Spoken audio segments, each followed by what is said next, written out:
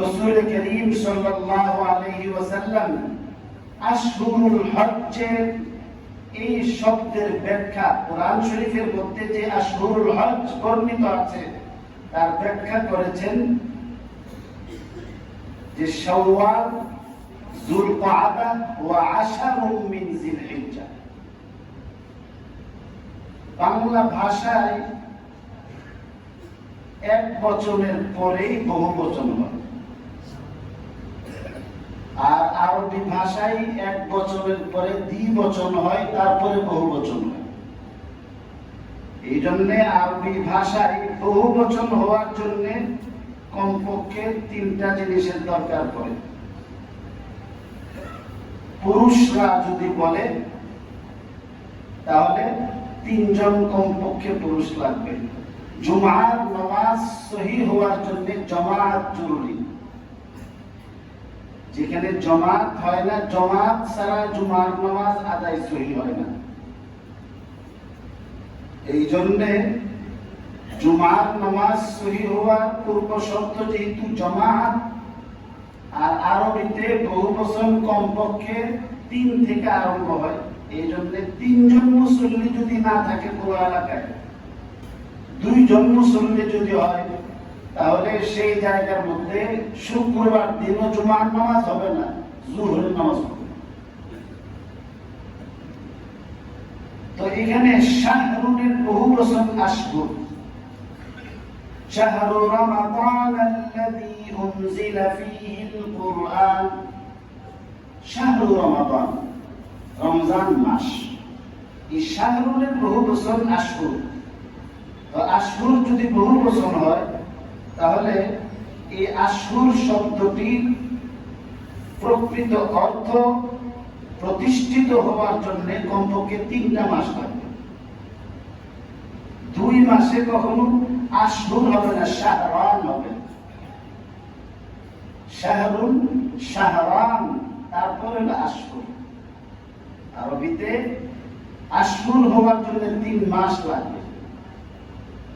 আল্লাহ পাক রব্বুল আলামিন বলেন যে আল হজ্জ আশহুরুম মালুমাত। হজ্জের সুনির্দিষ্ট কয়েকটি মাস আছে। কয়েকটি মাস মানে মিনিমাম 3 মাস লাগবে। এখন 3 মাস হতে গেলে তো 90 দিনের দরকার। আল্লাহ পাক রব্বুল আলামিন রাসূলের মাধ্যমে বলে দিয়েছেন যে এখানে আশহুর এটা বহুবচন হইলেও পুরোপুরি 3 মাস না। শাওয়ালের পুরোপুরি মাস, জিলকাআদার পুরোপুরি মাস, আর জিলহজ মাসের 10 দিন। জিলহজ মাসের 10 দিন। এই 10 দিন যেহেতু জিলহজেরও কিছু অংশ হজ্জের সঙ্গে, শুধু কিছু অংশ না, মূল হজ জিলহজ মাসে অনুষ্ঠিত হয়। এই জন্য আল্লাহ পাক রব্বুল আলামিন এখানে আশহুরুল হজ্জ, আল হজ্জ আশহুরুম মালুমাত বলেছেন। এই জন্য শুধু আরবি ভাষা বুঝলেই কোরআন বোঝা সম্ভব না। শুধু আরবি সাহাবায়ে কেরাম জন্মগতভাবে তাদের ভাষা আরবি ছিল, কিন্তু কোরআনের প্রতিটি হরফ, প্রতিটি শব্দ, প্রতিটি আয়াত আল্লাহর রাসূলের কাছে জিজ্ঞাসা না করে তারাও কোরআন শরীফ বুঝতে পারত। আর এখন তো কোরআন এত সহজ। কোরআন শরীফ সূরা ফাতিহা তো দূরের কথা, আলহামদুলিল্লাহ প্রথম আয়াত শুদ্ধ করে পড়তে পারে না, সেও কোরআন শরীফের ব্যাখ্যা করে। কোরআন কি এত সহজ জিনিস? রাসূল করিম সাল্লাল্লাহু আলাইহি সাল্লাম ইরশাদ করেছেন যে আমি আমার উম্মতের সেই সময়টিকে কঠিন ভাবে ভয় করি যখন সবাই কোরআন শরীফ বুঝতে আরম্ভ করে। এই কথার মূল অর্থ না বুঝে কিছু দুষ্ট লোক বলে কিভাবে হুজুর কোরআন শরীফের ব্যাখ্যা করব। হিন্দু ধর্মের মধ্যে আছে এদের ধর্মের কিতাব নাকি এদের পুরোহিত ব্রাহ্মণরা ছাড়া অন্যরা পড়লে অন্ধ হয়ে যায়। এই কুসংস্কার দিয়ে রাখছে। এখন তো হুজুর আমাদেরকে একটা গণ্ডির ভিতরে বাঁধতেছে। হুজুর গণ্ডির ভিতরে তোমাকে বাঁধতেছে না, তুমি নিজেই শয়তানের গণ্ডির ভিতরে বাঁধা পড়ে আছো। আল্লাহর কালাম নাযিল করছেন সবাইকে বোঝার জন্য। কোরআন না বুঝে কোরআন সম্পর্কে মন্তব্য করতে নিষেধ করা হয়েছে। আপনাকে কোরআন বুঝার ক্ষেত্রে বাধা দেওয়া হয় নাই। গ্রাম দেশের মধ্যে বহু লোক আছে মামলা মোকদ্দমা পরিচালনা করতে করতে আর ঝগড়া ফাসাদ করতে করতে উকিলের চেয়ে মামলা মোকদ্দমা আরো বেশি বুঝে। এমন বহু গ্রাম্য সরকার আছে, সে মামলা বুঝে বলেই কি সুপ্রিম কোর্টের মধ্যে গিয়ে সে হিয়ারিং এ অংশগ্রহণ করতে পারবে? অনেক মানুষ আছে ড্রাইভিং লাইসেন্স নাই, গাড়ি চালাইতে পারে, তার কাছ থেকে কি করে ড্রাইভিং শিখে? আর্মি ডিফেন্সের মধ্যে যারা অফিসার র্যাঙ্কে ভর্তি হয় এদের ট্রেনিং করায় সাধারণ সিপাহী ট্রেনিং করাইতেছে এবং ট্রেনিং শেষ করার আগ পর্যন্ত এই অফিসাররাও যে তাকে ট্রেনিং করাইতেছে তার অনেক তিরস্কার শুনতে হয়, চর তাফরাও খেতে হয়। কিন্তু যেদিন তার ট্রেনিং শেষ হয় ওই দিন বলে যে স্যার আজকে থেকে আপনার ট্রেনিং শেষ, তারপর একটা সেলুট দিয়ে বলছে আজকে থেকে আপনারা সম্মান করুন। এই কোরআন সম্পর্কে মন্তব্য করার জন্য কোরআনই যোগ্যতা অর্জন করার বিধান রাখছে শরীয়তে। যোগ্যতা অর্জন না কইরা নিজে নিজে মন্তব্য করতে আল্লাহ রাসূল নিষেধ করেছেন। আল্লাহ হাবিব সাল্লাল্লাহু আলাইহি ওয়াসাল্লাম ইরশাদ করেছেন, মান ক্বালা ফিল কুরআনি ফি বিরাইহি মান ক্বালা ফিল কুরআনি বিরাইহি ফালইয়াতাবাওয়া মাকআদাহু মিনান নার। যে ব্যক্তি কোরআনের কোন আয়াত সম্পর্কে নিজের মতামত দিয়া ব্যাখ্যা করে সে যেন জান্নাতে তার ঠিকানা খুঁজবে, তো দূরের কথা জাহান্নামের মধ্যে যেন তার ঠিকানা খুঁজে, কারণ জাহান্নাম ব্যতীত আর কোথাও তার ঠিকানা হবে না। কোরআন এত সহজ জিনিস না যদি না পড়া হয়, আর যদি কেউ পড়ে আল্লাহ পাক বলেন যে আমি কোরআন সবার জন্য সহজ করে দিয়েছি। বৃদ্ধ ব্যক্তি কোরআন শরীফ পড়া শুরু করছে, আল্লাহ কোরআন সহজ করে দিয়েছে।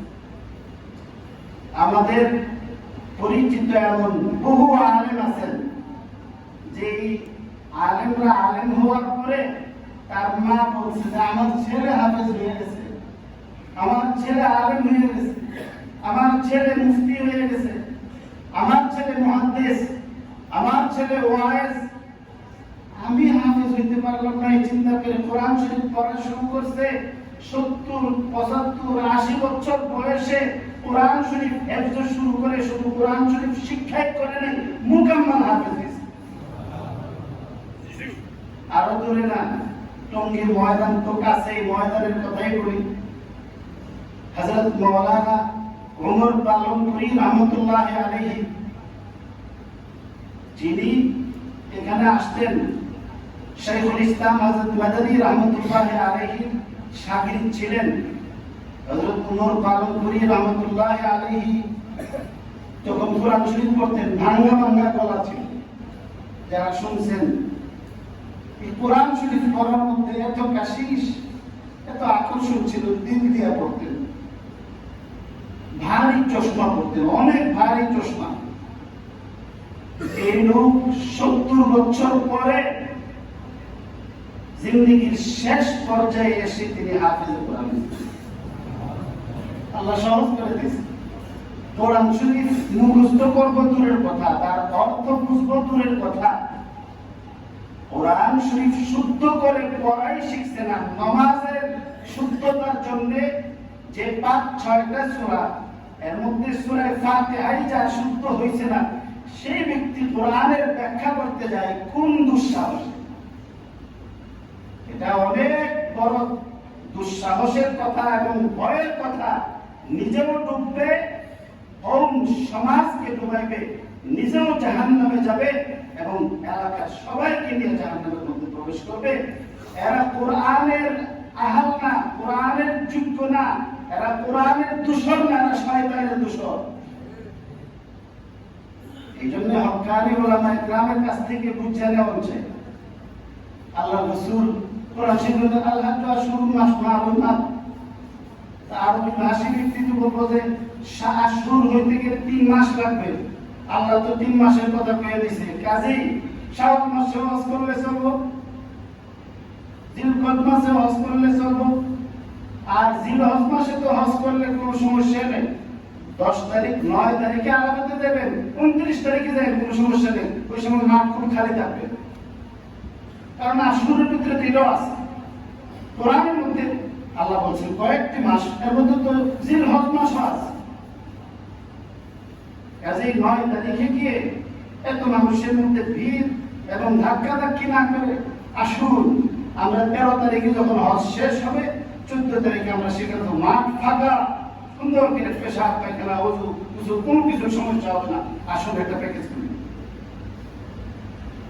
এভাবে নিজের মন চাহি ইসলাম যেন না হয়, এই জন্য আল্লাহ রাসূল সাল্লাল্লাহু আলাইহি সাল্লাম বলে দিয়েছেন যে দেখো আশুর বলছে 3 মাস, কিন্তু এই 3 মাসের মধ্যে শেষ মাসটা কিন্তু পুরা মাস না, শেষ মাসটা 10 দিন। আশারুম মিন জিলহিজ্জা, আশারুম মিন জিলহিজ্জা,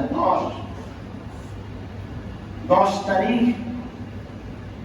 আসলে তো হজ্জের আরো 11 তারিখেও কাজ থাকে, 12 তারিখেও থাকে, 11 তারিখেও 21টা কাঙ্কুর মারতে হয়, এমনি ভাবে 12 তারিখেও 21টা কাঙ্কুর মারতে হয়।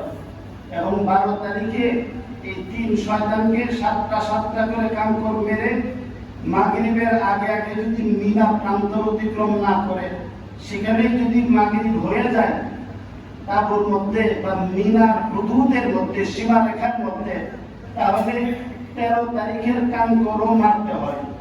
আর যদি বিলম্ব করতে করতে 13 তারিখের সুবহে সাদেক ফজরের ওয়াক্ত হয়ে যায়, কোনো কারণে রওনা দিতে পারে না, তাহলে 13 তারিখে আবার 21টা কাঙ্কুর মারতে হবে, না মারলে দম দিতে হবে। এই যে বাকি যারা 2 জনের 2 দিনের কথা বললেন না, আরবিতে এই অতিরিক্ত সংখ্যা 5 এর নিচে যেগুলো আছে এটাকে কাসর বলে, এই কাসর হিসাবের মধ্যে আসে না। ওষুধের মধ্যে দেখবেন লেখা থাকে 7 টাকা 73 পয়সা, তো 73 পয়সা আপনি কোথেকে দিবেন? 73 পয়সাটা বাংলাদেশে আপনি দিতে পারবেন? এটা তার হিসাবে আনুপাতিক গড় হিসাবে এটার মূল্য এতটা আসছে, দিলে মনে তেমন লাগে, কিন্তু 73, 75, 78, 77 এমনকি এই যে ভাঙ্গা পয়সাগুলো, এগুলো হিসাবের মধ্যে আসে। এই ছোট্ট একটা কথার মধ্যে শরীয়তের কত ব্যাখ্যা রয়ে গেছে। আর কোরআন শরীফের একটা আয়াত বের, আমি তো কোরআন শরীফ পাই না, হুজুরের কোত্থেকে বলছেন? এই ধরনের কথা বলা এটা গুমরাহি। একজন ইমানদার ব্যক্তির পক্ষে এই ধরনের কথা বলা শোভা পায় না।